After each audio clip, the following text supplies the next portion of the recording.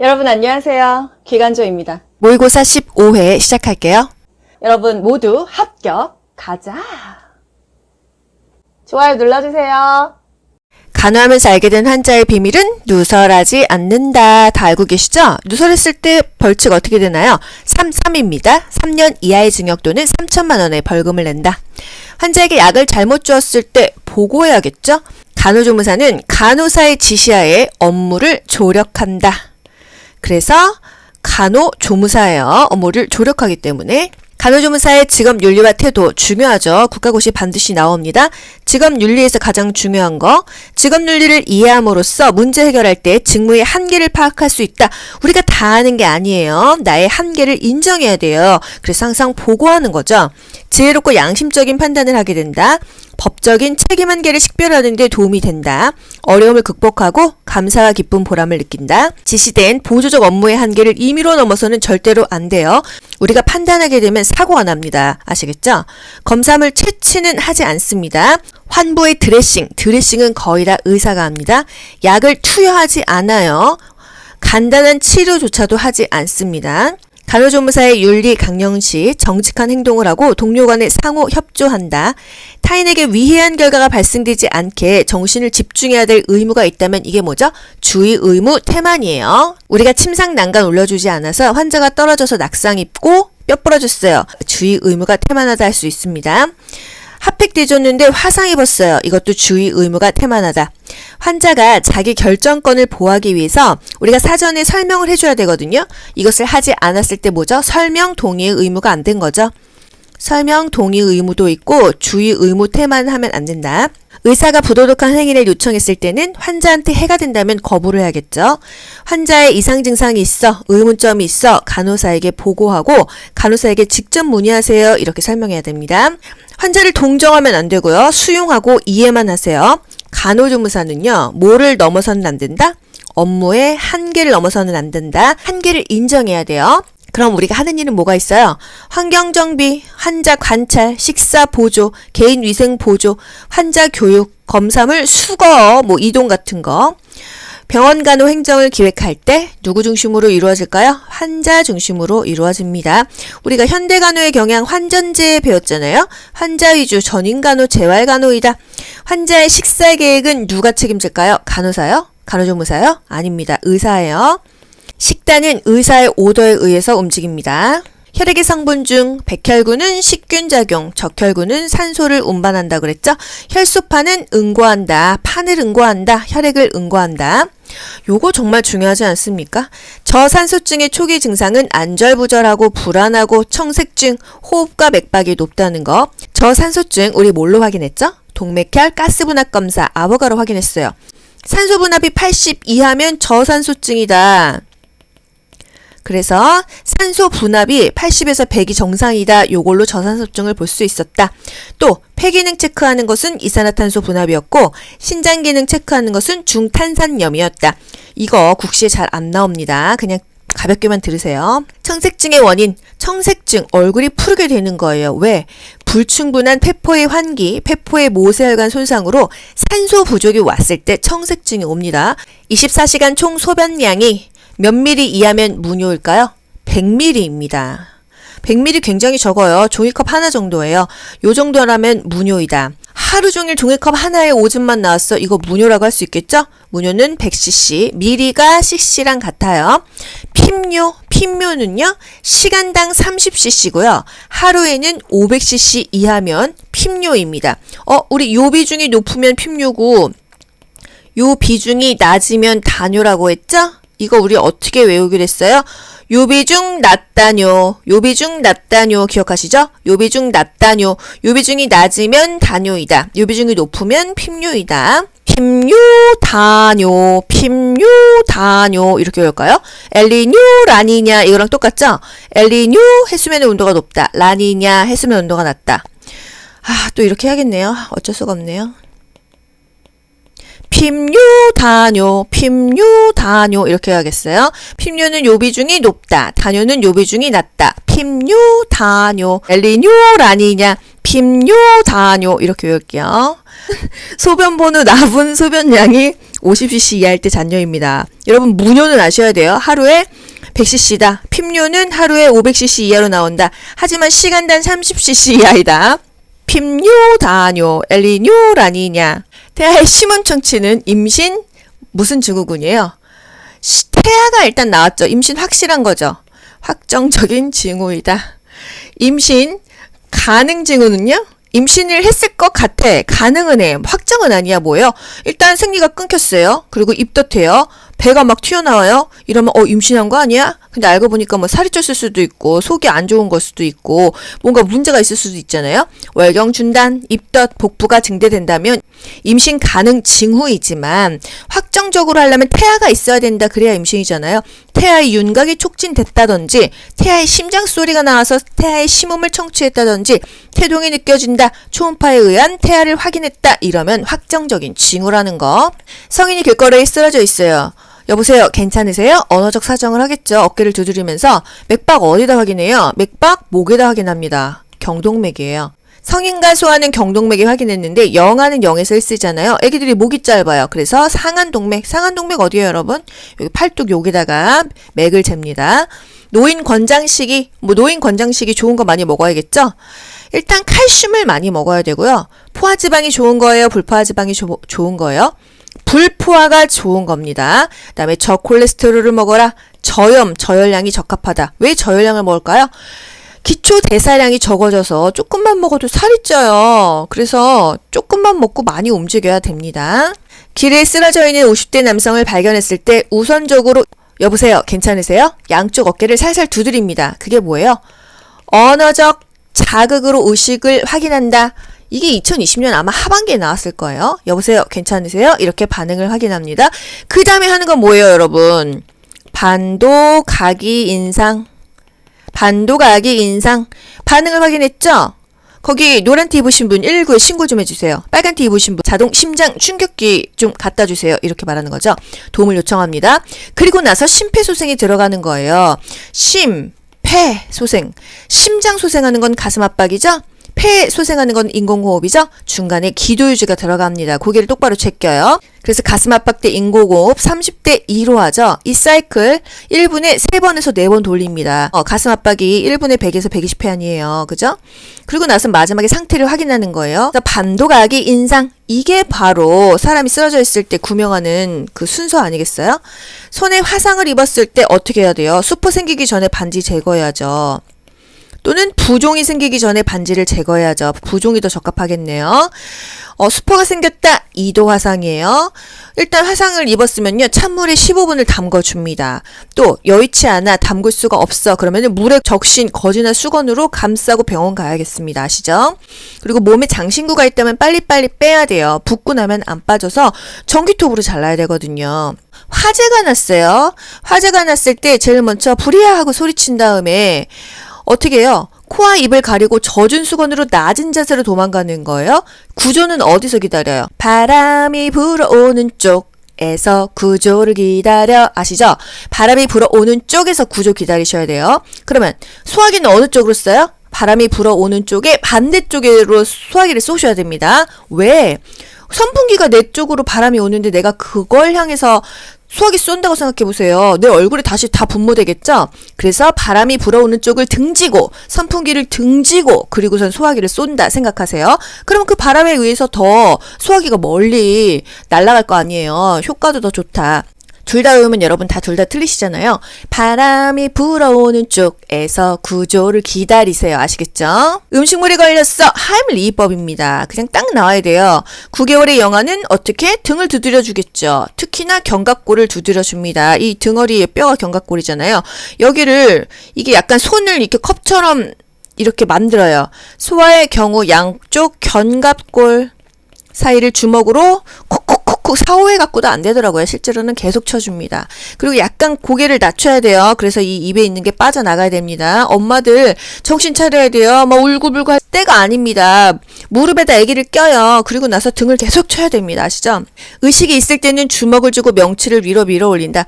이게 의식이 있을 때는요. 주먹 쥐고 이 명치, 배꼽과 명치 사이 복부를 콱콱 크크크 이 주먹으로 올리잖아요. 의식이 없다고 하면 똑바로 눕혀요. 그리고 고개를 옆으로 돌립니다. 그리고 나서 똑같은 부위를 아래서 위로 밀어 올리는 거예요. 이거는 의식 있을 때 뒤에서 이렇게 할 수 있다. 애기는 이렇게 해라. 아시죠? 실제로 이렇게 하셔야 됩니다, 여러분. 당뇨병 환자가 쓰러졌어. 근데 입에서 과일 냄새가 나. 이거 뭐라고 볼 수 있어요? 쿠스마울 호흡이다. 쿠스마스, 메리 크리스마스 쿠스마울 호흡이에요. 리듬은 규칙적인데 비정상적으로 깊고 호흡수가 증가한다. 과일 냄새가 난다. 케톤성 당뇨병 혼수가 왔어. 당뇨병 혼수 시에 쿠스마울 호흡이다. 이건 국가고시에 안 나오더라고요. 또 임종시의 호흡은 또 달라요. 체인 스토크스 호흡이다. 무호흡과 과도호흡이 교대로 일어난다.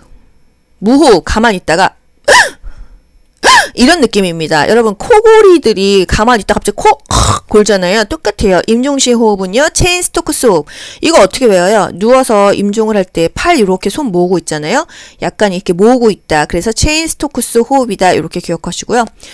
당뇨병 환자 쓰러졌어. 쿠스마울 호흡입니다. 뭐 크리스마스는 아니죠. 쿠스마울 호흡입니다. 이거 학원에서 중요하다고 했는데 사실 국시에는 나오진 않았어요.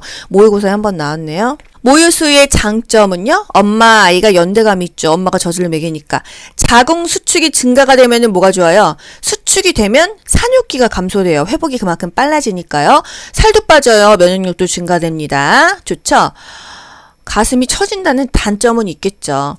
영유아의 구강 건강 예방은 충치 예방을 위해서 과일 먹인다. 또 단백질 시기를 한다. 사실 뭐 충치 예방을 위해서 단백질 시기를 하는 거는 모르겠지만 과일 먹고 뭐 오이 같은 거 야채 같은 거 먹으면 입안이 양치되는 효과가 있죠. 치과 검진은요. 6개월부터 시작을 하는 게 좋고요. 불소도포는요. 6개월마다 하니까 1년에 2번 정도가 좋습니다. 여러분 애기들 실란트 해주잖아요. 치아의 표면이 뾰족뾰족한데 이거를 이렇게 코팅을 해줘요. 그러면 아무래도 음식물이 덜 끼니까 충치가 덜 생기겠죠? 이걸 우리 교재에서 뭐라고 불러요? 치면 열고 소화 전세법을 한다. 이게 충치 예방이다. 이게 국시에 나왔잖아요. 다들 그러죠. 치면 열고 소화 전세법? 이게 뭔 소리야? 치면, 치아의 면을 열고 소화 전색 코팅한다 이 말이에요. 그래서 이게 바로 실란트. 여러분이 알고 계시는 애기들 실란트입니다. 실란트 역시 6개월에 한 번 하는 게 좋아요. 이거 코팅이 또 벗겨지니까. 성인도 실란트 할 수 있어요. 불소나 실란트, 치면 열고 소화 전세법은 다 충치를 예방하기 위해서 한다는 거. 불소 농도 매일매일 에브리데이 0.05% 기억나시죠? 일주일에 한 번 한다 하면은요 0.2% 매일은 0.5% 이거 맨날 국시에 나오는데 여러분 맨날 틀리잖아요. 그래서 제가 하다못해 매일 우유 500ml를 먹어라 이렇게 했잖아요. 매일매일 에브리데이는 0.05%의 불소 농도이다. 일주일에 한 번이라면 이거보다 훨씬 더 많잖아요. 그래서 0.2%이다. 일주일에는 0.2%를 해라. 여러분 이거 나오면 제발 틀리지 마세요. 매일매일 0.05, 일주일에 한 번은 0.2%의 불소 농도라는 거.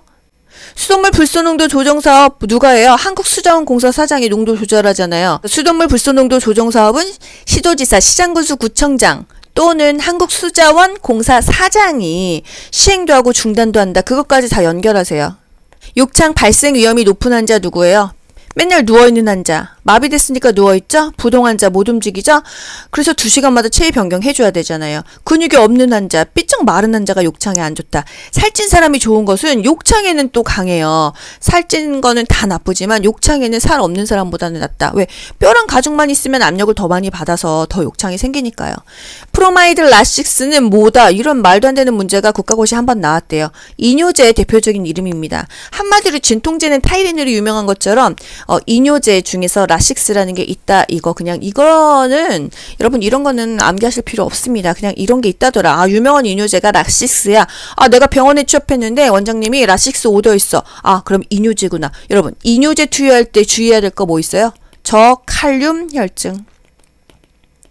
이뇨제를 투여하면 오줌이 쭉쭉 빠지니까 몸에서 칼륨이 쭉쭉 빠집니다. 가뜩이나 저칼륨인 환자가 이뇨제 투여하고 저칼륨 되면 안 되니까 저칼륨 혈증을 체크한다. 기억하시죠? 여러분 또 여기서 뭐 있어요? 하나씩 짚기 시작하면 사실 끝도 없지만 모르핀 투여할 때 제한되는 거 호흡수. 뭐죠? 모르핀 뭐 있죠? 모르핀 데메롤. 어떤 약 먹였을 때 맥박수제요?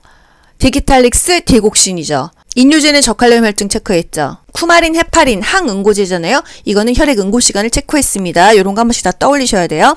환자가 약물 복용 투약을 거부했어. 거부 사유를 확인하고 보고합니다. 왜 안 드시려고 하는 거예요? 일단 물어보고 나서 저 환자 안 드신다고 하는데요. 약 안 먹는다고 하시는데요. 간호사에게 보고를 하면 되겠습니다. 영양 상태를 보기 위해서 피하지방 두께를 잴 때는 어디를 재? 팔뚝을 잽니다. 이 팔뚝을 우리 교재에서 뭐라고 해요? 상완 삼두근이에요. 상완 삼두근. 여기가 상완 삼두근이래요. 요 팔뚝이 두꺼우면은 이 사람은 살이 있어. 여기가 마르면은 이거는 좀 말랐다. 이거 피하지방의 두께를 재는 게 영양 상태를 보는 거래요. 일부러 여자들 다이어트 하잖아요. 이게 바로 그 피하 지방이 얼마나 있나. 이 피부 두 겹 집기 여기를 찝어 봐갖고 뭐 몇 센치면 돼지다 이거죠. 비만을 판정하는 척도는 결국 상완 삼두근 요 팔뚝이다. 상완 위의 둘레가 기하 상태를 측정한다. 저퓨린 시기 하면은 통풍이라는 병을 기억하셔야 됩니다. 통풍은 발가락에 왜 피 안 통한다. 그래서 엄청 아프다. 연예인 김종국이 자기 통풍 걸렸다고 했었잖아요. 퓨린 시기 이거 뭐 통조림이랑 단백질 아닙니까? 김종국 맨날 단백질 파우더 먹고 닭가슴살 갈아 먹잖아요. 저는 사실 그 방송 보면서 그 생각했어요. 저퓨린 시기 해야 되는데 단백질 너무 저렇게 많이 먹으면 안 되는데 통풍이 저퓨린 시기를 해야 되는데 왜 맨날 단백질 먹지? 사실 저 이 생각했거든요. 만성 신부전증 우리가 알고 있는 만성 신부전증 시기가 굉장히 중요한데요. 저수분, 경우에 따라서는 수분을 많이 먹기도 하고 부종이 있으면 저수분을 먹고요. 저염이 굉장히 중요해요. 신부전은 부종과 관계가 있어서 저염, 짜게 먹으면 안 된다. 그리고 저단백을 먹어라 했어요. 저단백 볼까요? 신부전은요. 일단 급성신부전과 만성신부전이 오는데 신장이 손상돼요. 신장에서 문제가 쌓이면 독소가 안 빠져요. 배설이 안 되는 거예요. 몸의 균형이 깨져버리잖아요. 그래서 만성신부전증은 투석을 많이 합니다. 심해지면 신장 이식도 하고요. 만성신부전증의 원인은 사구체 신염이 가장 높다. 고혈압, 당뇨병이 있을 때도 만성신부전이 올 수 있다 했어요. 만성신부전은 왜 저단백 시기를 먹냐? 심한 단백뇨가 있을 수 있습니다. 심한 단백뇨, 심한 부종이라고 한다면 만성신부전의 두 가지의 큰 특성이에요. 입에서 암모니아 냄새가 난대요. 단백질 저단백 먹습니다. 부종을 예방하기 위해서 수분하고 염분을 제한합니다. 그런데 너무 수분과 전해질의 불균형일 때는 수분을 공급을 해야겠죠. 칼륨이나 인의 섭취도 제한합니다. 여러분, 칼륨 그리고 인의 섭취를 제한해요. 칼륨은 우리가 보통 알고 있는 야채에 칼륨이 다 들어가 있어요. 뭐 시금치뿐만 아니라 각종 나물에 다 들어가 있거든요. 그 나물에 이 칼륨을 많이 빼려면 물에 오래 담그던지 데쳐야 돼요. 아시겠죠? 이거 유튜브 찾아보면은 몇 분 동안 물에 담가놔라, 몇 분 데쳐라 이런 거 다 나오거든요. 만성신부전은 저수분, 저염, 저단백 시기, 칼륨 인도 섭취를 제한하라 그랬습니다. 우리 저단백 3종 우리 교재에 있는 거 한번 체크하고 갈까요? 간, 신, 사죠. 간이 간성 혼수예요. 간성 혼수이다. 간경화 아니고 간성 혼수이다. 간성 혼수는 암모니아가 차니까 저단백 먹어라. 신부전 또는 만성 신부전은 저단백을 먹어라. 또 사구체 신염, 사구체 신염이 결국은 만성 신부전으로 온다 그랬잖아요. 사구체 신염조차도 저단백을 먹어라. 우리 책에서 나오는 저단백 3종은 간성혼수, 신부전, 사구체 신염이다. 또는 만성 신부전까지요. 단백질 조금 먹어라 하는 거는 특이하니까 나올 수밖에 없다. 산행 중에 발목 골절 시 우선적으로 해야 되는 거. 골절은 부목을 대기 전에는 움직이지 않는다. 이동하지 않는다. 부득이한 경우가 아니라면은 절대로 옮기지 않는다 했어요. 왜? 안에서 뼈 부러졌어. 부목 안 되고 이동하다가 그 잘라진 뼈가 이동할 수도 있고요. 그 안에 혈관도 잘라 먹어서 더 힘들어집니다. 복합골절이 오기 때문에 진짜 부득이한 경우야. 차가 쌩쌩 달려. 나 여기서 움직이지 않으면 차이쳐 다시 죽겠어. 이런 경우가 아닌 이상은 웬만하면 옮기지 않는다는 거예요. 부교감신경, 교감신경만 배우다가 부교감신경이 나왔어요. 교감신경을 외우고 이거에 반대되는 걸로 생각하시면 됩니다. 부교감신경 작용 시 침샘이 확장되고 혈관이 이완될까요? 수축될까요? 이완이 됩니다. 왜? 교감신경에서 혈관이 수축됐으니까. 혈관이 수축됐다는 것은 혈압이 올라간다 얘기예요. 우리가 극도의 스트레스 상황을 받았을 때 교감신경이 발동을 합니다. 동공과 기관지가 확장된다. 동기가 확장된다. 땀이 뻘뻘 나죠? 혈관이 수축해서 혈압이 올라가죠? 오줌은 안 나와요. 그것을 방광이완이라고 합니다. 왜 이완되는 게 안 나오는 걸까? 우리 자궁 수축했으면 애기 나왔죠? 그쵸? 수축하면 뭐가 나오는 거예요? 그렇기 때문에 방광이 이완된다. 그러면 오줌이 안 나온다. 이렇게 기억하셔야 돼요. 조임근이 수축된다. 이건 또 왜 수축돼? 몰라요. 그냥 외우세요. 모르겠어요. 저도. 조임근은 수축된대요.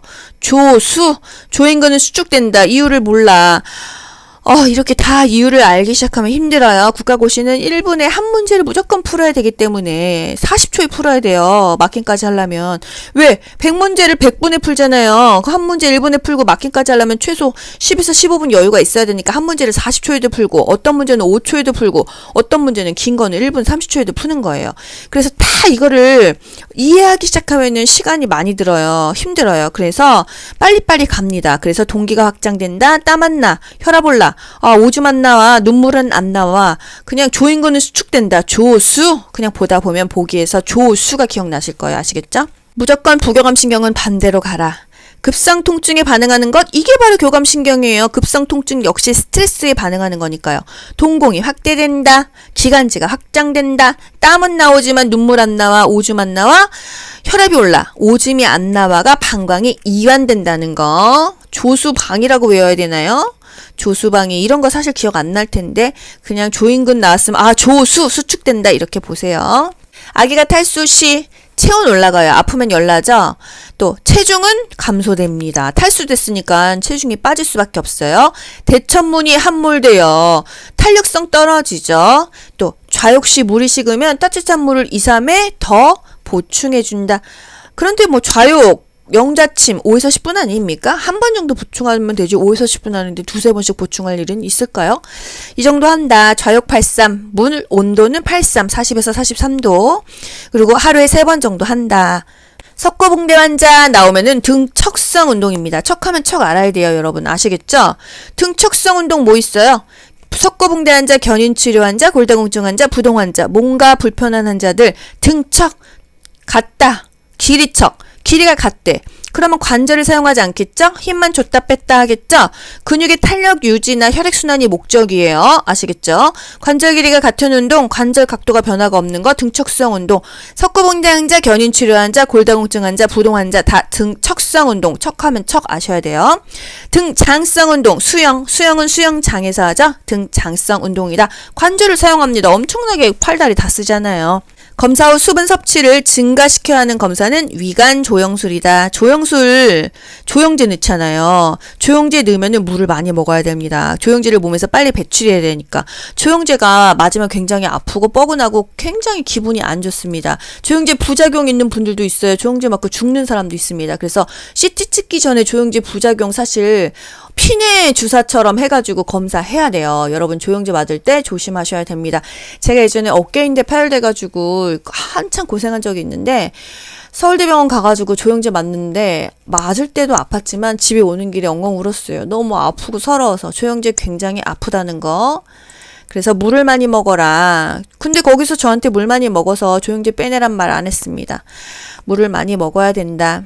상부 위장관 촬영술, 이것도 위관 조영술로 넣거든요. 이 발음을 삼켜가지고요. 이 아내를 제대로 보는 겁니다. 물 많이 먹어야 되겠죠. 역시. 발음은요, 변비와 매복 예방을 위해서 하재를 투여하고요. 수분 섭취를 권장합니다. 물 많이 먹어야 돼요. 조영제 들어가면.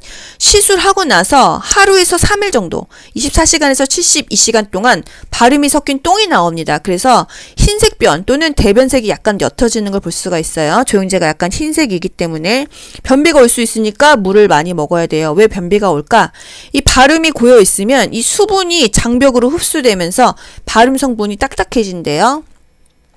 조영제 맞았으면 물을 많이 먹어라. 그 요로결석도 조영제 투여하고서는 촬영하거든요. 물 많이 먹어야 됩니다.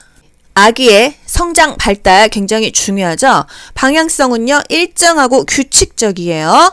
성장 발달의 원리 정리 한번 해보았는데요. 복합적이다. 신체적으로 사랑이 결핍되면 또 사회적, 신체적 발달이 지연된다. 뭔가 사회적으로, 신체적으로 다 복합적으로 연결되어 있다. 정신과 몸이 다 연결되어 있다는 거예요. 양적, 질적으로 변화된다. 뭐가? 근육과 뼈, 중추, 신경계가 발달하고 신체적인 변화와 기능 구조가 변화가 발생한다.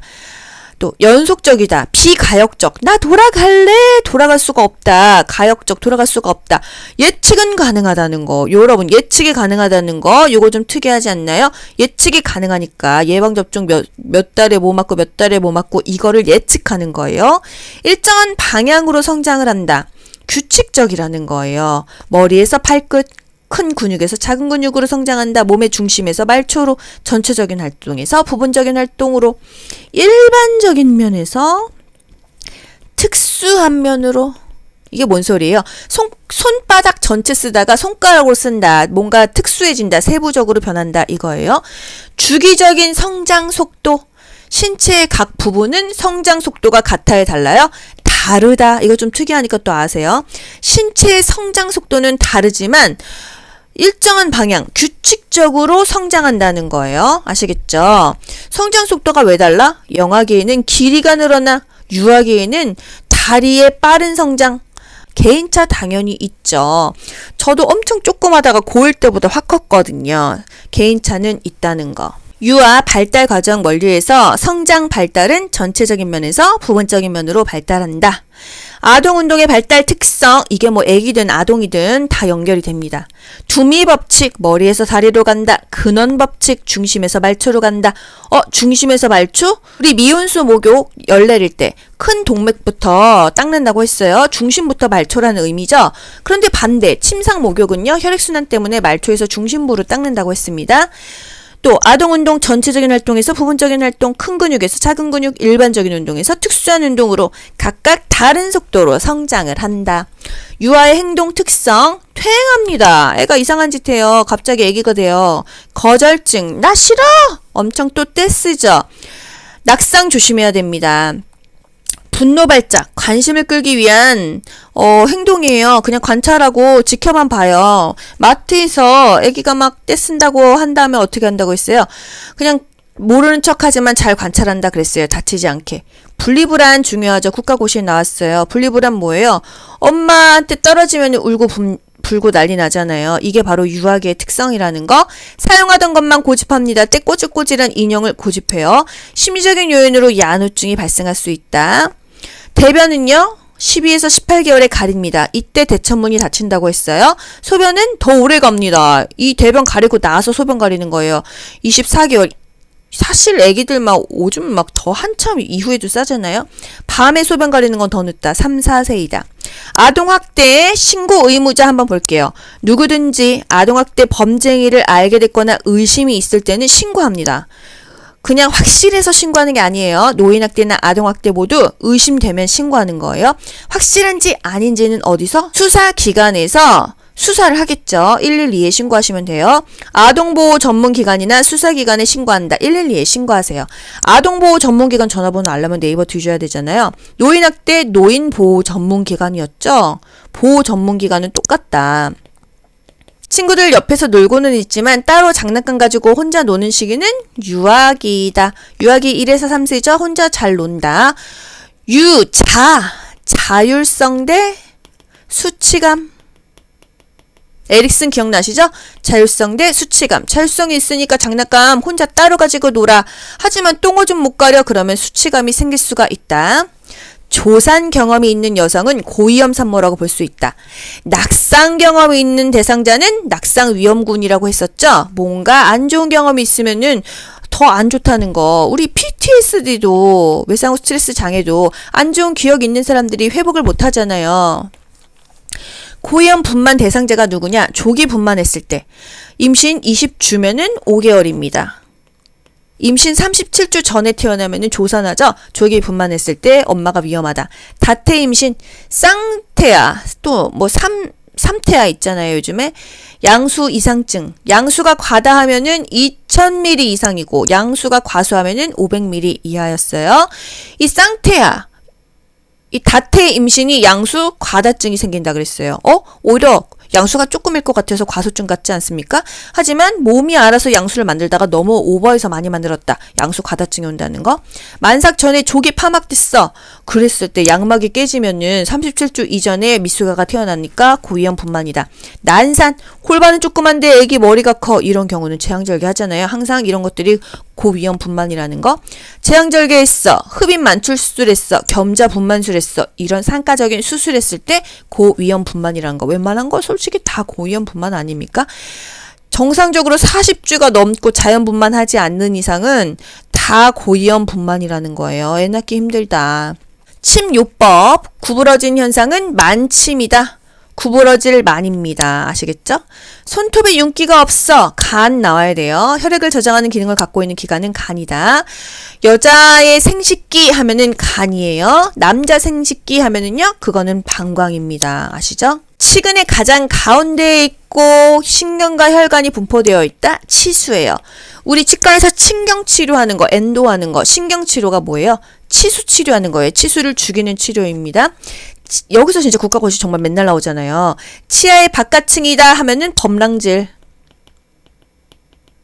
치아가 이렇게 있어요, 여러분. 그러면 여기 맨 겉에 딱딱한 거, 우리 몸에서 제일 딱딱한 게 범랑질, 에나멜층입니다. 단단하죠? 씹는 기능을 해요. 가장 가운데 있고 상아질의 수분 공급하고 신경과 혈관이 존재한다. 아, 신경 치료하는 거 치수야, 치수. 치수가 펄프입니다. 치아를 악골에 고정하는 거 백악질이에요. 악 기억하세요.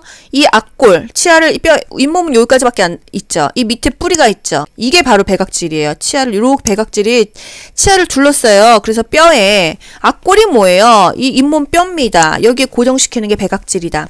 치아의 내부 구성 요소 중에서 가장 많이 차지한다. 80%를 차지한다. 물러서 충치가 잘 생긴다. 상아질입니다. 그래서 범랑질과 상아질이 국가고시에 계속 제일 많이 나왔었다. 아, 가장 많이 차지해. 이 범랑질 바로 아래 있잖아요. 물릅니다. 물어요. 무르다. 그래서 충치가 생기면 많이 번진다. 가장 많이 차지하는 부위이다. 상아질. 범랑질 아니면 상아질이 국가고시에 계속 나오고 있어요. 여러분, 치과에서는 나올 문제가 이거랑 또 뭐 있어요? 기구는 구강내로 준다. 뭐 이거밖에 더 있습니까? 접근하기 어려운 곳의 부위를 파악하는 데 사용한다. 탐험하는 침, 탐침. 탐침이 뭐예요, 여러분? 이렇게 생긴 거예요. 큐렛 같이 생긴 거예요. 뾰족하게. 이걸로 잇몸 깊이도 찔러보고 충치 먹었는지 아픈지 똑똑 두들겨도 봅니다. 위해 의료 폐기물 중에서 위해한 의료 폐기물 중에서는 손상성 폐기물도 있고 모두 있고 다음 페이지에서 짚어드릴게요. 여기서 사용한 혈액백은 어디다 버리냐? 어디다 버려요? 사용한 혈액백, 혈액 오염 폐기물에 버립니다. 폐기물 문제가 잘 나오기 때문에 제가 좀 짚어드릴게요. 주사바늘, 한방침, 수술용 칼날 등을 버리는 폐기물통은 뭐냐? 바늘 하면은 손상성 폐기물 노란색에 버리는 거예요. 아시겠죠? 바늘, 칼날, 침 이런 것은 손상성 폐기물통 노란 통에 버린다. 통이 노란 게 아니라 흰 통에 이렇게 요 표시가 노란색이라는 거. 보관은 30일 합니다. 한 달 지나면 알아서 폐기물 직원이 와서 비워가요. 아, 그러면 한 30일 지났구나 이렇게 아는 거예요. 교재를 봅시다. 격리 의료 폐기물은요.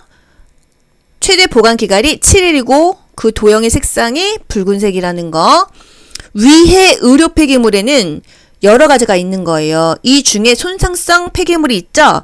바늘, 칼날, 한방침, 치과용 침 이게 다 손상성 폐기물 노란통에 들어간다. 혈액오염 폐기물 뭐가 있어요? 폐혈액백, 혈액투석 시 사용된 폐기물 그 밖에 혈액이 유출될 정도로 포함되어 있어 특별한 관리가 필요한 폐기물 최대 보관 15일까지 한다. 일반 의료 폐기물 탈지면, 거즈 이런 거 일반적으로 버린다. 수액 세트 일반적이죠? 이렇게 보시고요. 여러분 태반은요. 재활용할 때는 냉장고 보관해라. 최대 15일이다. 우리가 알아야 될 거 뭐 있어요? 태반은 15일이다. 격리는 7일이다. 적색통이다. 손상성 폐기물은 노란색이다. 바늘이 들어간다. 침이 들어간다. 요거 하나 할게요. 일반 의료 폐기물에 솜, 거즈, 붕대, 수액 세트가 들어간다는 거. 요게 한번 국가고시에 나왔거든요. 문제. 격리 의료 폐기물에 해당하는 것은 분만 시 나온 태반. 태반은 15일. 재활용 태반에 버리죠. 위궤양 환자의 토혈, 혈액오염 폐기물에 버려야겠죠. 골절 환자에게 사용한 붕대 붕대 어디다 버린다 그랬어요? 붕대. 일반 의료 폐기물. 일반 의료 폐기물. 당뇨병 환자에게 사용한 주사 바늘은요? 손상성 폐기물. 주사 바늘은 손상성. 활동성 폐기력 환자의 객담이 묻은 거즈. 이게 바로 격리가 되겠습니다. 뭔가 감염병이 옮는다 했을 때는 격리예요. 아시겠죠? 외곽의 일반 병동에서 배출된 혈액, 분비물로 오염된 거즈의 폐기물 분류는 거즈는 어디다 버린다 그랬어요? 거즈랑 탈지면 붕대는요? 일반 의료 폐기물에 버립니다. 아시겠죠? 혈액에 묻은 제품 먼저 찬물에 헹구고 따뜻한 물로 씻는다. 뭐 이게 면포던 유리 제품이던 혈액은 단백질이에요. 뜨거운 물로 하면 응고되고 자국이 남잖아요. 일단 찬물로 헹구고 따뜻한 물로 헹군다. 이게 그렇게 또 중요하다는 거 아니겠습니까? 요거 한번 볼게요. 그 기본관은 56쪽인데요. 물품 분류와 처리 방법. 이게 제가 시험 본 2020년 상반기에 나왔었어요. 근데 이게 상반기 시험마다 랜덤으로 나오는 것 같아서 여러분 한번 짚어드릴게요. 이게 학원에서 그렇게 중요하다고 하지 않았었는데 국가고시에 나와서 제가 좀 놀랬었거든요. 볼게요. 비위험기구, 준위험기구, 고위험기구가 있습니다. 이게 뭔 말이야? 소독만 해도 되는 것도 있고 멸균을 해야지만 되는 게 있다 이 얘기입니다. 아시겠죠? 낮은 수준의 소독, 이거는 한마디로 알코올솜으로 닦으면 된다 이거예요. 뭐? 혈압 재는 거. 또 청진기. 이거는 멸균할 필요가 없다는 거예요. 아시겠죠? 비위험은 위험하지 않다는 거죠. 준위험은 중간 정도로 위험하다. 준위험기구는 화학적인 멸균을 하거나 높은 수준의 소독을 해라. 내시경류 웬만하면 멸균 하겠죠. 위내시경, 기관지 내시경, 대장 내시경. 멸균하거나 높은 수준의 소독을 해라. 고위험기구. 이거는 무조건 멸균 또는 화학적으로 멸균해라 이겁니다. 수술기구. 몸 자르고 그 안에다 들어가는 것들. 요로 카테터. 심도관. 뭐 자궁경부 큐렛. 자궁경부 수술 큐렛 정말 멸균해야겠죠. 그거 안 그러면 세균 다 뱃속으로 다 들어가는 거 아니에요. 또 치과 핸드피스를 포함한 치과 기구들 이런 거 다 멸균기에 돌립니다.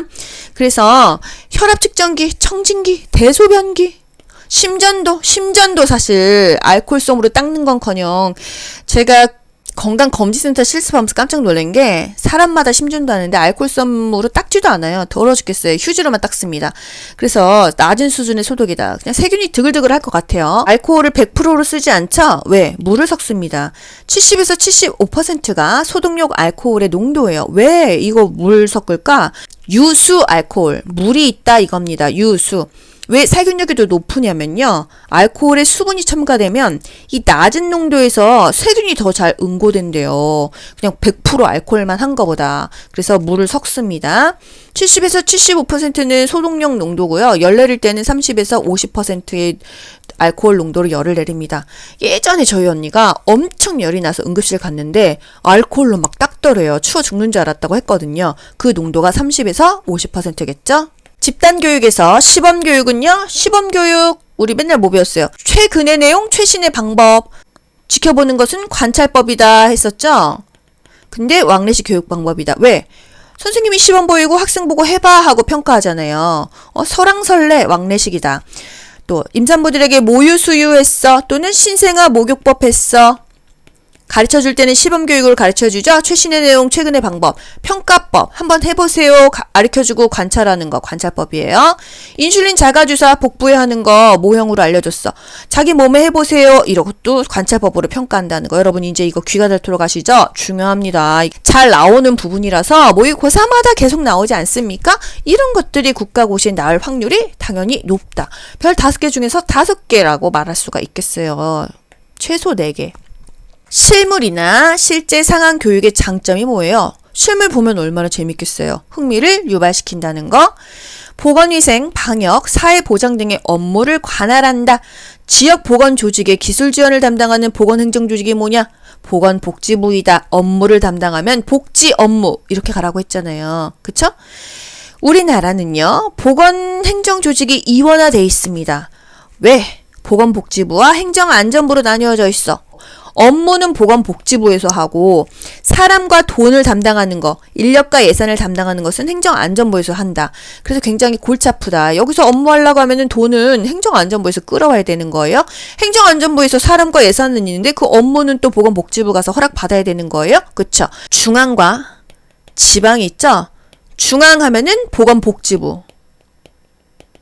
지방 하면은 보건소 기억하셔야 돼요. 우리나라 국민건강보험은 강제징수합니다. 강제징수. 왜? 사대보험에서 그냥 건강보험료 강제로 뛰어가잖아요. 이 안에 노인장기 요양보험료까지 한 12%, 13% 포함되어 있습니다. 그냥 내가 뭐 집에 노인이 있든 말든 그냥 무조건 강제징수해서 소득을 재분배해 주잖아요. 그게 우리나라 보험제도의 특징이다. 실직 근로자들의 생계를 보장한다. 이거 뭐예요? 돈 주는 거죠. 고용보험이다. 회사 그만뒀는데 고용보험 낸 기록이 있어. 그래서 실업급여 주잖아요. 이게 바로 사회보험제도이다. 이거 중요하죠. 한 페이지 정리했습니다. 사회보험에 5가지가 있다. 국산, 건고노, 국민연금, 산재보험, 건강보험, 고용보험, 노인장기 요양보험. 노인장기 요양보험은 건강보험료에 포함돼서 낸다는 거.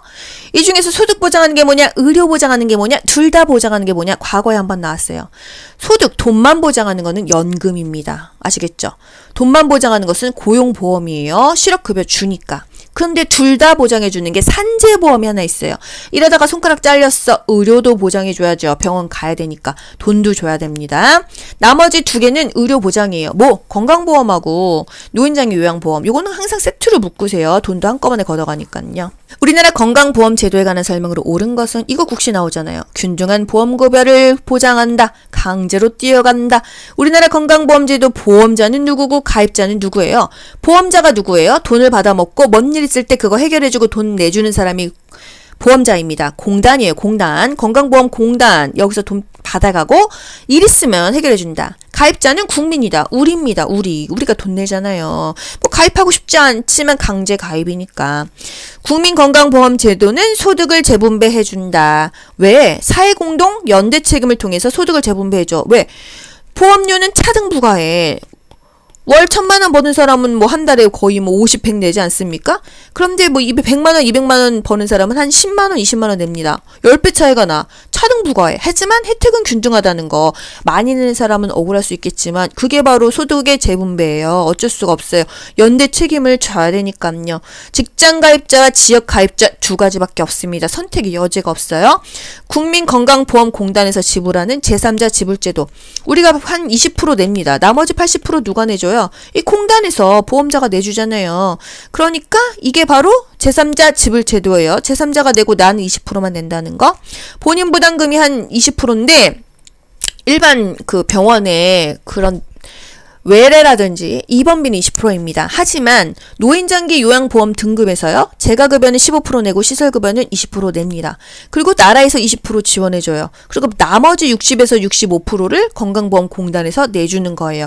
이거는 간호조무사에서는 원하지는 않지만 이렇다는 거. 그래서 본인들이 내는 돈이 15에서 20% 정도라는 거. 하지만 일반적인 외래나 입원 환자는 20% 낸다. 그래서 우리가 병원비 한 4,000원 나왔어. 그러면 4, 5, 20. 원래는 한 2만 원 나오는 거예요. 그러면 나머지 한 16,000원 누가 내는 거예요? 보험자, 국민건강보험공단이 내주는 겁니다. 오케이? 밀폐된 실내에서 이산화탄소가 높아지면은 두통, 구토, 현기증이 일어나죠? 이거 뭐예요? 군집독이에요. 창문을 열어서 환기한다. 환기하면 된다.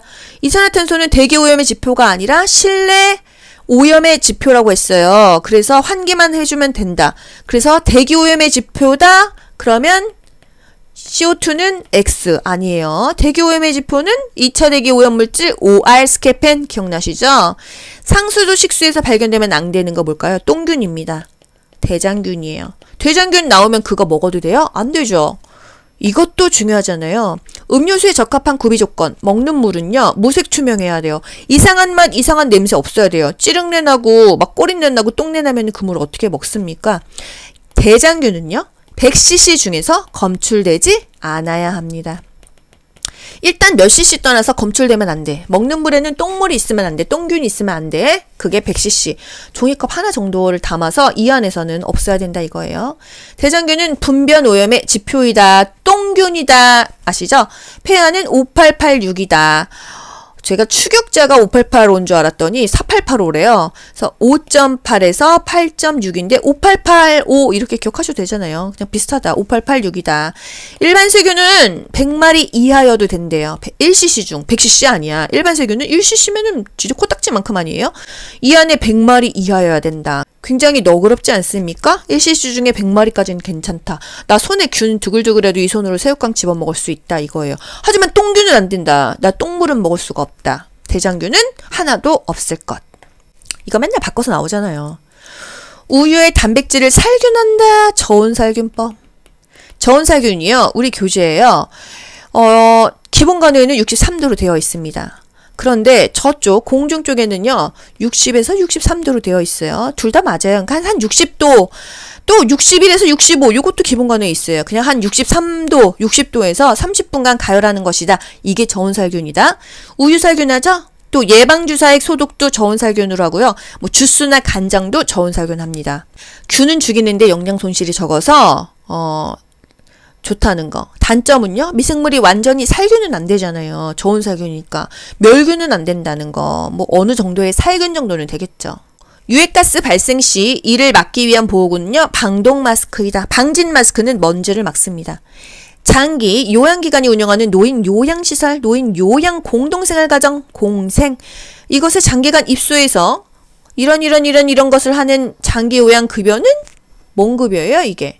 시설급여입니다. 시설급여. 여러분 요거를 아셔야 돼요. 우리가 항상 코끼리 다리만 보고 전체 모습을 못 보면 안 된다는 거. 우리가 배우는 재가급여, 시설급여, 특별 현금급여가 뭐예요?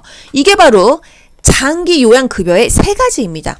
장기 요양급여가 뭐야? 월급이에요? 아니에요. 서비스 혜택. 장기요양급여, 서비스 혜택 이거 아무나 다 받아요? 아닙니다. 등급을 받는 사람만 이 혜택을 받을 수가 있어요. 그럼 어떻게 신청해? 65세 이상과 65세 미만이 있어요. 이것도 국가고시 한번 나왔으니까 짚어드리는 거예요, 여러분. 65세 이상은요. 질병명에는 상관이 없습니다. 그냥 거동이 불편하고 신체활동이 힘들면 돼요. 65세 이하는요. 질병명이 상관이 있어요. 노인성 질환자만 돼요. 똑같이 몸이 불편하고 일상생활이 안 돼야 되는데 둘 다 일상생활이 불편하다, 거동이 불편하다, 일상생활을 혼자서 할 수 없다. 이거는 다 공통 분모고요. 65세 이상은 질병명은 상관없다. 65세 이하라면은 노인성 질환이어야 된다. 노인성 질환 우리가 알고 있는 거 뭐? 치매, 뇌졸중, 파킨슨이 있다. 뇌졸중이 중풍이죠? 뭐가 있다? 터지면 뇌출혈, 막히면 뇌경색. 요런 사람들이 신청해서 등급 받는 게 노인 장기 요양 급여예요. 이렇게 해서 서비스를 받죠. 등급을 1, 2, 3, 4, 5등급 또는 등급 외를 받습니다. 등급 받은 사람은 재가는 15% 내고요. 시설급여는 20% 내고 나머지는 나라에서 20% 대주고 그 모질한 60에서 65%는 공단에서 대준다는 얘기예요. 아시겠죠? 재가급여의 종류 뭐 있어요? 여기 다 너무 중요해서 다 짚어드릴게요. 맨날 국가고시에 나오는 게 재가급여, 시설급여 아닙니까? 재가급여는요. 있을 집 가. 집에서 받는 서비스가 재가급여예요. 방문 요양보호사가 와가지고요. 여러 가지 도와줘요. 방문 목욕차가 옵니다. 그래서 다 목욕시켜줘요. 주야간보호, 우리가 알고 있는 데이케어 센터죠. 일정 시간 갑니다. 아침 9시에 가서 저녁 6시에 퇴근해요. 단기보호가 있습니다. 단기보호의 기가 일정 기간의 기라고 했죠? 일정 기간. 엄마가 치매야. 아들이 일주일 동안 해외여행 가야 돼. 그럴 경우 단기 보호할 수 있는데 9일 이내 이런 것까지 나오잖아요. 한 달이 30일이죠. 30일 중에서 9일 이내만 어디로 가는 거예요. 근데 집에서 받는 거 아닌데 왜 재가급여야? 30일 중에서 9일만 가니까 나머지 21일은 집에 있으니까 집에 있는 시간이 많으니까 그냥 이건 단기 보호는 재가급여다 이겁니다. 오케이? 또 그 밖의 서비스는 복지용구 대여나 뭐 구매 기타 재가급여가 되겠고요. 방문 간호도 국가고시에 나왔어요. 방문 간호, 단기보호, 주야간 보호가 나왔습니다. 방문 간호는요. 의사의 지시에 의해서 방문 간호사, 방문 간호조무사, 치위생사가 와가지고 해주는 거예요. 의사의 지시에 의해서 이렇게 말 나오면 방문 간호다. 일정 시간 하면은 주야간 보호, 일정 기간 하면은 단기 보호. 아시겠죠, 여러분? 포인트. 이거 정말 중요합니다. 이 페이지에서 국가고시 몇 문제가 나와요. 시설급여는요. 시설이 뭐가 있어? 우리가 아는 거 요양원, 노인 요양 시설입니다. 노인 요양 공생, 공동생활가정. 상태가 조금 좋다 하면은 공생을 보냅니다. 입소자는 9명까지밖에 안 받아요. 우리 의원급 29명까지 병상 있죠? 똑같아요. 30명 넘으면 병원급이죠. 규모에 따라서 나누는 거예요. 공생은요, 입소자가 9명 이내이다. 시설, 이게 바로 우리가 알고 있는 요양원이에요. 입소자 10명, 20명, 30명. 10명 이상이면 노인 요양시설입니다. 이것도 맨날 나오잖아요. 입소자가 9인 이내이다? 그러면 노인 요양 공동생활 가정. 입소자가 10명 이상이다? 시설이 되는 겁니다. 노인 요양시설. 시설 급여 중에서도 이 두 개는 노인 의료시설이에요. 노인 요양시설, 노인 요양 공동생활 가정이죠. 그쵸? 그리고 특별 현금급여, 외진, 오지벽지 이런 데서 시설도 없고 직원들도 없어. 그랬을 때 가족이 알아서 하면은 그것에 대한 돈을 받는 게 가족 요양비라는 거예요. 장기 요양급여에는 세 가지가 있다. 재가급여, 시설급여, 특별 현금급여가 있다는 거예요. 재가급여는 방문요양, 방문목욕, 주야간보호, 단기보호, 방문 간호가 있어요. 이 중에서 일정 시간 하면은 주야간보호, 일정 기간 하면은 단기보호, 또 의사의 지시에 의해서 하면은 방문 간호가 되겠습니다. 시설급여의 두 가지, 노인 요양시설, 노인 요양 공동생활 가정이 있다. 입소자가 9명 이내라고 한다면 공생이야. 입소자가 10명 이상이라면 요양시설이야. 오케이. 또 시골에서 가족끼리에서 받는 거 가족 요양비다. 요 정도요. 여기서 국가고시 꼭 나온다는 거 여러분. 우리나라 의료 전달 체계 중에서 3차 의료기관은 500병상 이상이라면 5상급 상급 종합병원이다. 제가 그랬죠. 5상급 뭐 별 5개 5성급 호텔을 기억해라. 5성급 상급 종합병원이다. 또 뭐 알아야 돼요 여러분.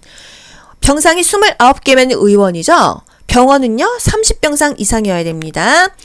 이 중에서 종합병원은요 100개 이상이면 무조건 종합병원인데 300병상 이하라고 하면은 7개 진료 과목이 있어야 되고 300병상 이상이면 9개 진료 과목이 있어야 돼요.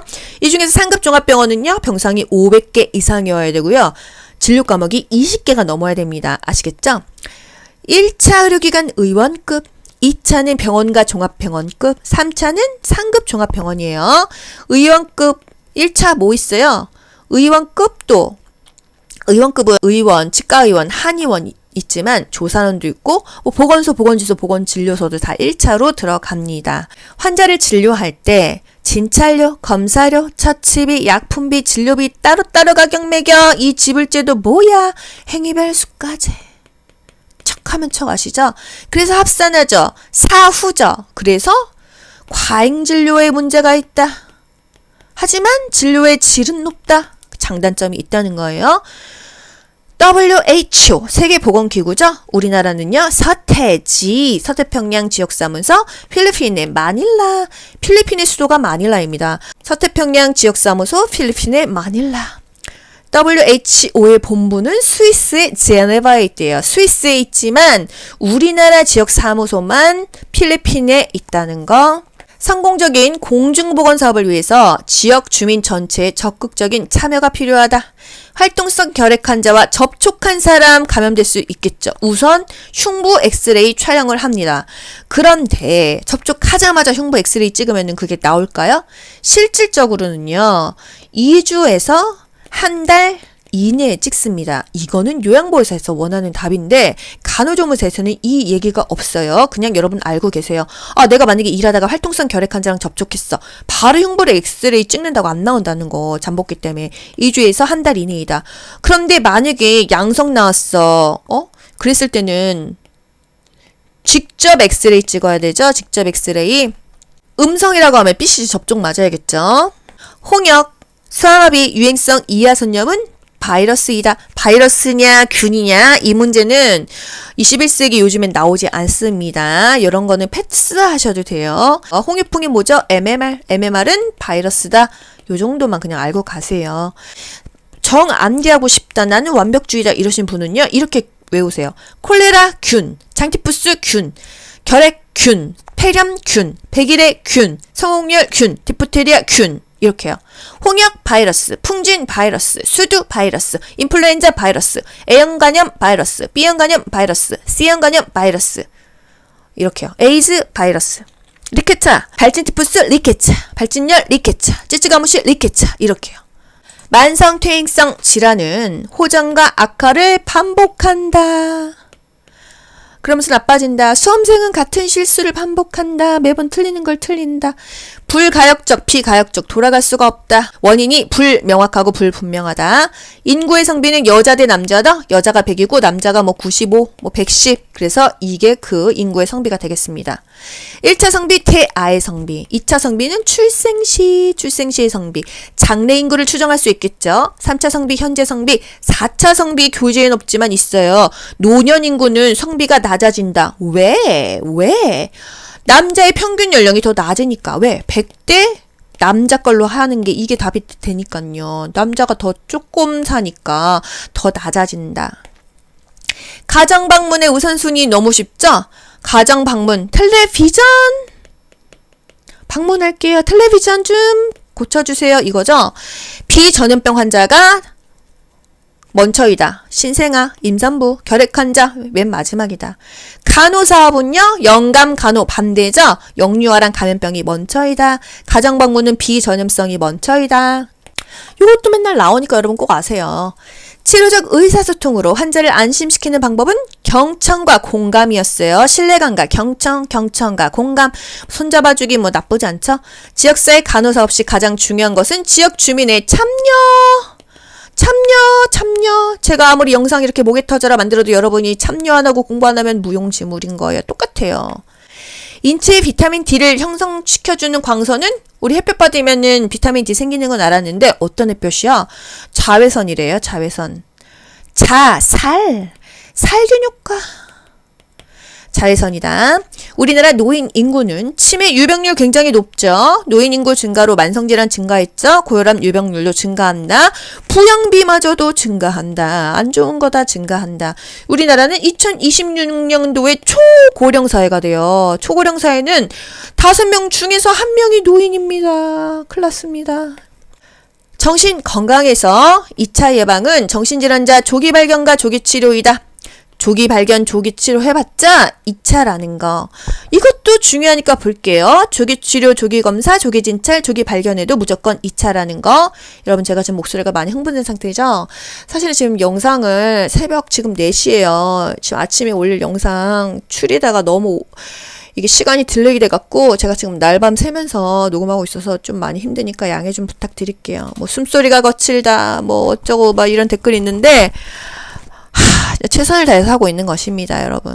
여러분 시험 날짜에 맞춰서 저도 지금 이게 사는 게 아니에요. 저도 빨리 끝냈으면 좋겠어요. 2차에서 중요한 거 뭐가 있죠? 건강검진. 건강검진 왠지 1차 것 같지만 2차다. 이거 국가고시 나왔다는 거.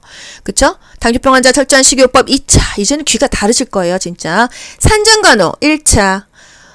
금연교육 1차. 식습관 개선 1차. 그쵸?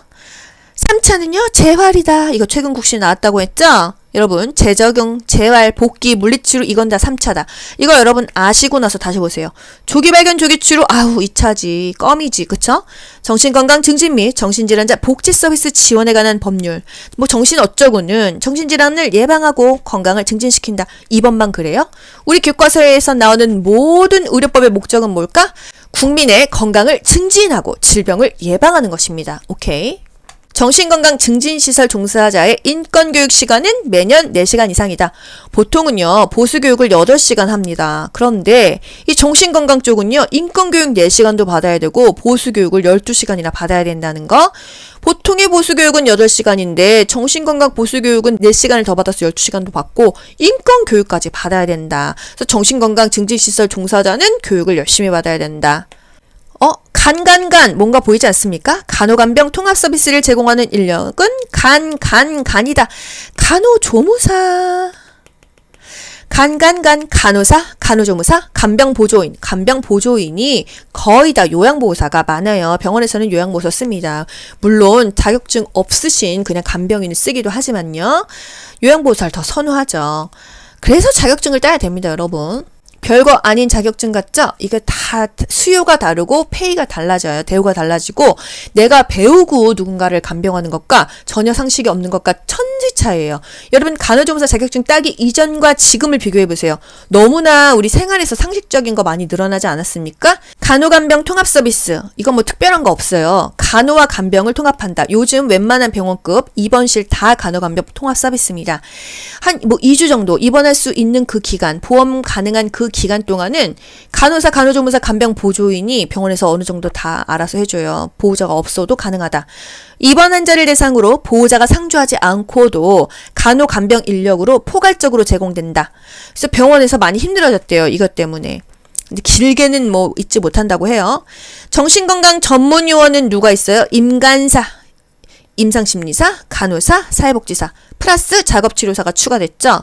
하지만 간호간병통합서비스 일반적인 병원입니다. 여기는 간이라는 거. 법정 2급 감염병 전파 가능성 전 2 그랬죠. 발생 24시간 이내에 신고합니다. 2급, 3급은 다 24시간 이내에 신고하죠. 격리가 필요하다 하면은요. 2급입니다. 음압격리 해도 2급이에요. 왜? 활동성 결핵 환자 음압격리 필요하거든요. 보통은 음압격리 하면 1급이죠. 그냥 격리 2급이에요. 결핵, 수두, 홍역, 성홍열, A형 간염 이거 다 2급이라는 거. 헌혈 시 헌혈 대상자에게 측정해야 될 것은 활력 징후이다, 바이탈 사인이다. 뒤에서 또 볼게요. 체열 전 건강 진단 이게 뭐예요? 우리가 피 뽑아야 됩니다. 헌혈하는 사람한테 이 사람 건강이 괜찮은지를 체크를 해줘야 될 거 아니에요. 왜? 헌혈하는 사람은 그만큼 숭고하죠. 남한테 생명을 불어넣어주는 거니까요. 이 사람 바이탈 체크합니다. 혈압, 맥박, 체온 재고요. 체중을 재요. 여자는 45kg, 남자는 50kg가 넘어야지만 헌혈할 수 있다. 빈혈 검사합니다. 피 뽑고 가다가 픽 쓰러질 수 있잖아요. 빈혈 심하면 죽을 수도 있어요. 혈소판 개수 검사합니다. 지혈 잘 되는지, 과거 헌혈 경력 있는지, 혈액 검사 결과 체열 금지 대상자 아닌지 조회합니다. A, B, C, T, V, A, L, T죠? 에이즈 P, B형 간염, C형 간염, 백혈병, VDRL 매독, 간 기능 검사 이런 경우는 이 피 어차피 헌혈해서 못 씁니다. 헌혈해서 갖고 있어도 누구한테 수혈해주면 큰일 나죠. 그래서 체열 전에는 헌혈자의 건강을 체크한다. 또 체열 금지 대상자 피는 부적격 혈액은 ABC, TB, ALT 검사한다. 여러분 문제 다 아실 거예요. 봅시다. 1급 남리동의 메두사야 보디마라 페탕크 신신 기억하시죠? 보디마라 보톨리눔 독소 통조림 먹고 걸렸다. 보톨리눔 독소였죠. 보헬포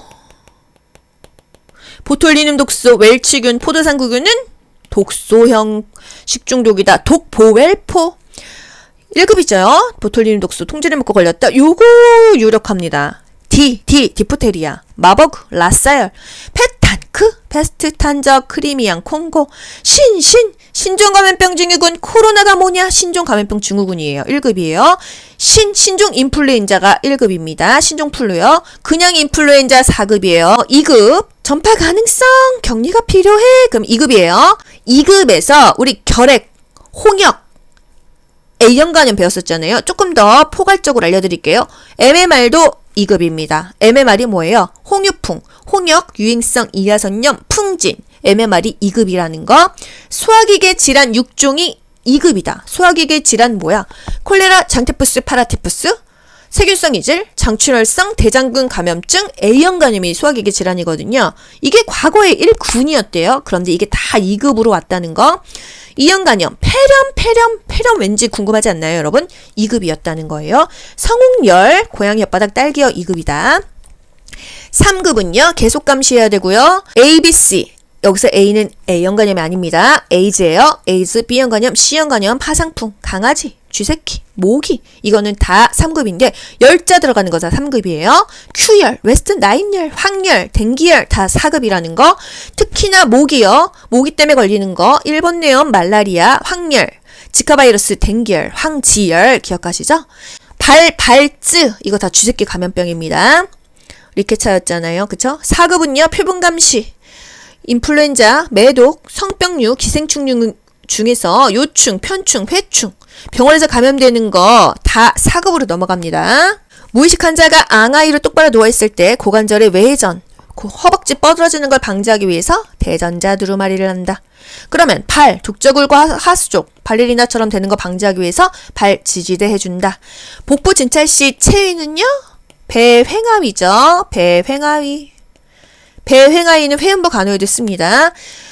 시진, 청진, 타진, 촉진 이게 복부 진찰 시 순서예요. 원래는 시진, 촉진, 타진, 청진.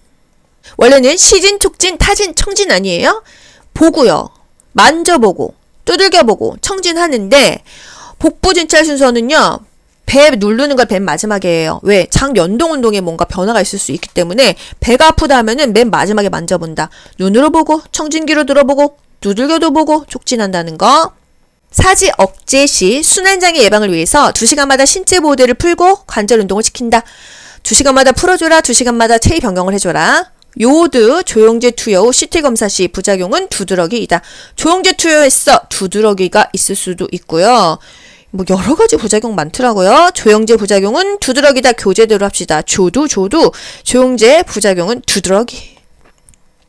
물을 많이 먹어야겠죠. 요추천자 시 자세는 새우등 자세. 구부려서 요추 3, 4번에서 척수액을 뽑습니다. 시행 후는 앙화이 똑바로 누워야 두통도 없고요. 이 누수액이 누출되지가 않아요. 대장 내시경 전에 하지를 복용해서 장을 비워준다. 먹고 쭉쭉 싸야 되는 거죠. 한마디로 관장입니다. 동맥혈 가스 분학 검사 시 검체를 얼음통에 넣어서 옮깁니다. 엑스레이를 찍으러 갈 때 환자의 확인 시 개방형 질문으로 성함이 어떻게 되시죠? 이렇게 이름 물어봅니다. 정맥 수액 연결한 환자의 환희를 갈아입힐 때, 임마건. 입힐 때는 마비된 쪽 먼저 건강한 쪽. 여기서 지금 마비된 쪽이란 말은 없죠. 하지만 수액이 있는 쪽이 아픈 쪽이죠. 마비된 쪽은 아픈 쪽으로 연결하시면 됩니다. 그러면 어떻게 해요? 왼팔에 수액했어. 그러면 이게 마비 쪽이 되는 거죠. 오른팔에는 이게 건강한 쪽이 되는 거죠. 임마건. 그러면 마비된 쪽, 왼쪽, 그 다음에 오른쪽 이렇게 가는 거예요. 항상 입힐 때는요. 마건이니까 아픈 쪽, 수액 연결한 쪽부터 입히고 벗길 때는 건강한 쪽으로 벗긴다는 거. 벗을 때는 건강한 쪽부터, 입마건 입힐 때는 아픈 쪽부터 이 안에 수액이 들어가면 되는 거예요. 여러분 요거 비교하셔야 돼요. 건강한 사람이 수액을 맞고 있어요. 그러면 이쪽이 수액 쪽이 아픈 쪽입니다. 아시겠죠? 편마비 환자예요. 편마비 환자는 항상 편마비 쪽이 아픈 쪽이에요. 편마비 환자가 만약에 수액을 맞고 있어. 이 둘 중에 뭐가 아픈 쪽일까요? 그때는 편마비 쪽입니다. 상대적으로 수액 맞은 쪽이 건강한 쪽이 되는 거예요. 이해 가시죠? 두 팔이 다 멀쩡한데 수액 맞았어. 수액 맞은 쪽이 불편한 쪽, 마비 쪽으로 가시고요. 이게 마비가 아니라 그러니까 입마건 외웠을 때 이 불편한 쪽을 마비라고 생각하시라고요. 아시겠죠? 근데 그냥 건강할 때는 수액 맞은 쪽이 불편하지만 마비 쪽이 있으면 무조건 항상 마비 쪽이 더 세다. 이렇게요. 위관 영양 후 30ml의 물을 주입을 왜 할까? 위관 개방 유지를 위해서, 위관 막히지 않기 위해서. 우리 교재에서는 사실상 유관 영양 하고 나서만 물을 넣으라고 하는데 문제집을 풀어보면요. 전후로 다 맞습니다. 요거는 그냥 여러분 문제 풀 때 용도로 보기 5개 중에서 이거를 대입을 할 수도 있고 안 할 수도 있어요. 위절제 수술 환자 덤핑 신드롬 먹자마자 싸는 거죠. 급속이동 증후군. 이 예방하기 위해서는요. 수분을 조금 먹습니다. 물 먹으면 바로 싸니까요. 저탄수화물 먹어요. 입에서 뿌띠알린이 나와서 바로바로 소화되니까요.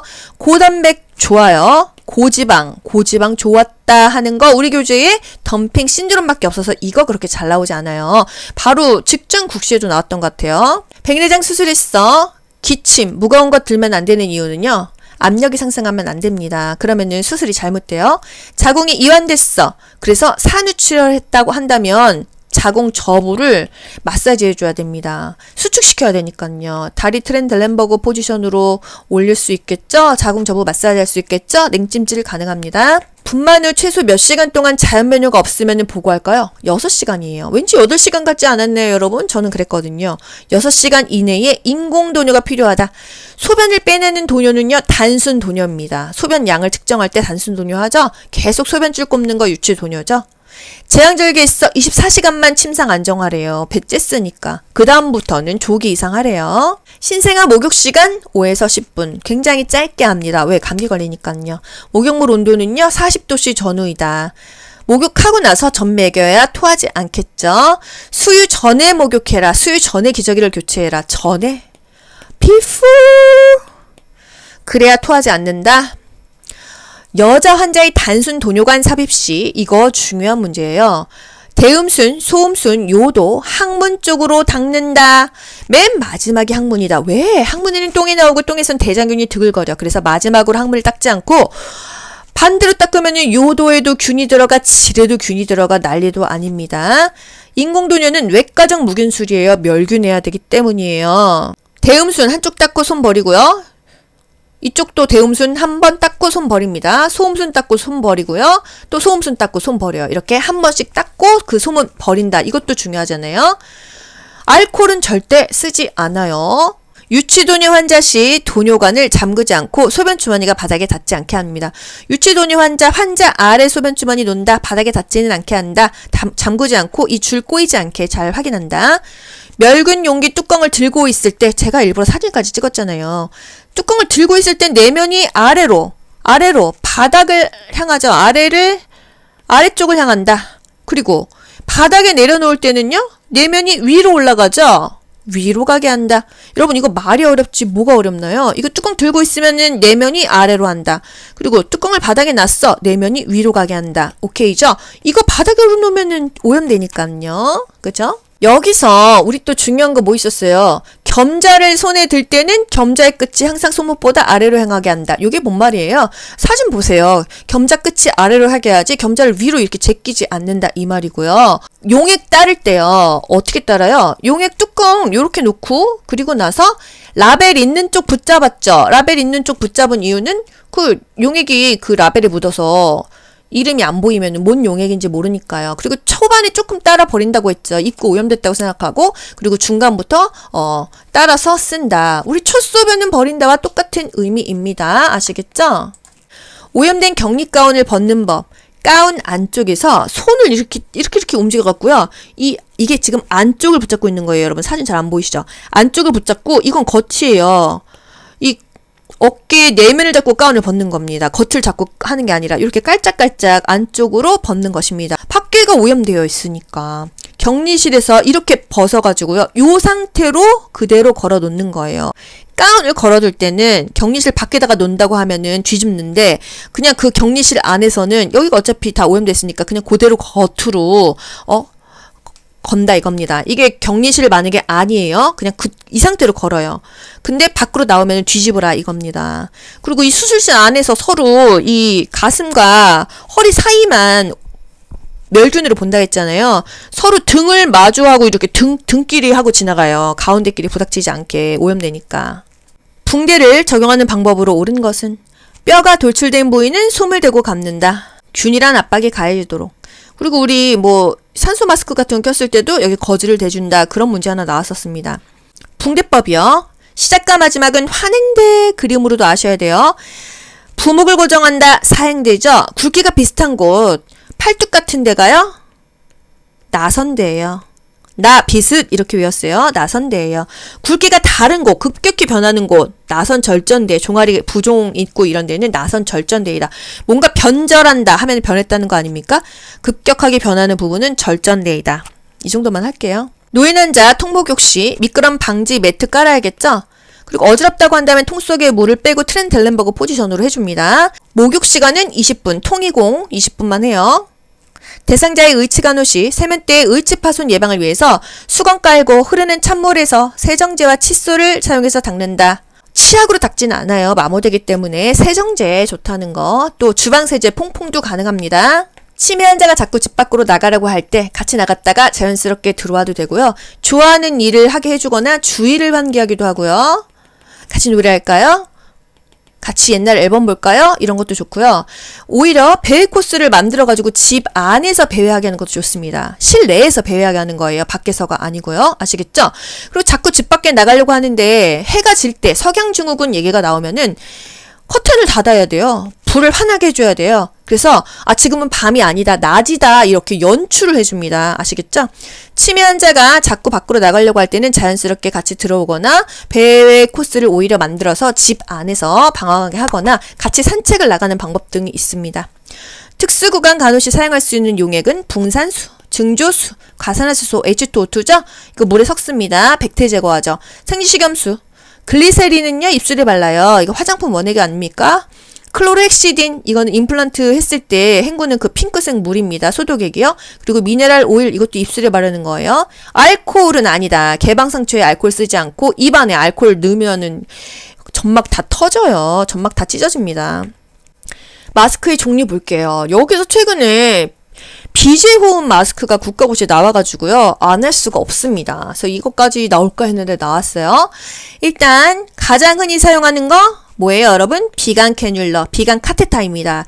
비강이 뭐예요? 코빗자죠? 콧구멍에다가 이렇게 산소 주는 거예요. 입이 자유로우니까 입으로는 물을 먹을 수 있다. 이게 국가고시에서 또 포인트로 나오잖아요. 저농도의 산소 좀 특이하지 않습니까? 비강 캐뉼러는 저농도의 산소입니다.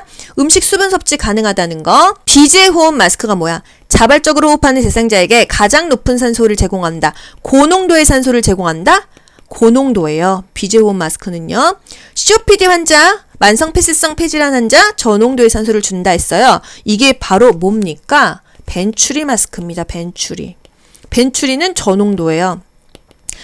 저농도 두 개 뭐예요? 비강 캐뉼라. 벤츄리가 저농도라는 거. 비강 캐뉼라 저농도. 벤츄리 마스크 저농도죠? 비강 캐뉼라의 강자 딸까요? 벤츄리 마스크의 추 딸까요? 강추 저농도. 저농도 강추 이렇게 할까요? 저농도 강추. 비강 캐뉼러 벤츄리 마스크 저농도 강추. 요거는 생각나시는 분은 하시고 안 되시는 분은 패스하세요. 또 이게 뭐 국시 얼마 안 남아서 기억나실 수도 있으니까 저농도 강추. 비강 캐뉼러 벤츄리 마스크는 저농도이다. 나머지는 고농도예요. 단순산소 마스크 고농도. BJ 호흡 마스크 고농도입니다. 이 정도만 알고 갈게요. 저농도 비강 캐뉼라 벤츄리 마스크는 저농도다. 요번에는 저농도가 나오지 않겠습니까? 모모 캐뉼라는 대상자에게 적용하기가 쉽고 대상자가 편안해한다. 가장 흔히 사용된다. 비일비재하다. 비강 캐뉼라. 비강 캐뉼라는 저농도의 산소를 준다고 했습니다. 그쵸? 산소 마스크는 고농도의 산소를 줄 수 있어요. 그죠? 비강 카테타는 저농도의 산소를 준다고 했어요. 그쵸? 강추 저농도. 비강 캐뉼러 벤츄리 마스크는 저농도라고 했습니다. 저농도는 한 50%이다. 고농도는 한 100%이다.